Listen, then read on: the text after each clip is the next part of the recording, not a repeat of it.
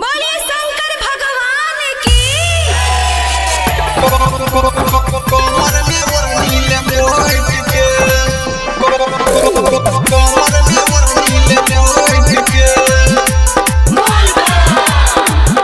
आहो देवघर में नाचे भैया के साली। कमर में ओढ़नी ले बैठ के, आज बोलबा बोलाई त जाय छ रे भाई आबे बोलबा बोलाई त जाय छ बजै छ डीजे धमाक के आगे बाजै छ डीजे धमाक के।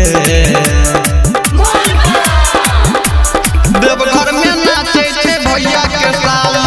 कमर में ओढ़नी ले बैठ के, आहो देवघर में नाचे भैया के साली। कमर में ओढ़नी ले बैठ के, कमर में ओढ़नी ले बैठ के, कमर में ओढ़नी ले बैठ के, Presented by Virat Music।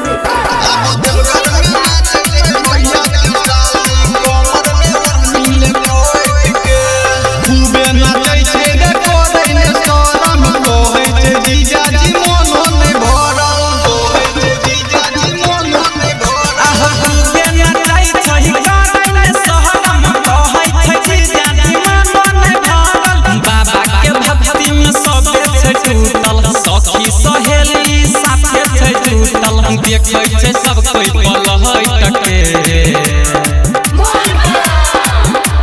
Deoghar में नाचे भैया के साली। कमर में ओढ़नी ले बैठ के, आहो देवघर में नाचे भैया के साली। कमर में ओढ़नी ले बैठ के, कमर में ओढ़नी ले बैठ के, कमर में ओढ़नी ले बैठ के,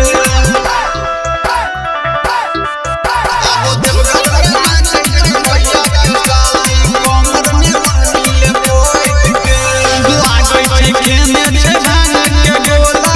राइटर बम भोली के देने छै झोला, राइटर बम भोली के देने छै झोला। हे हो लागै छै केने छै भांग के गोला, राइटर बम भोली के देने छै झोला।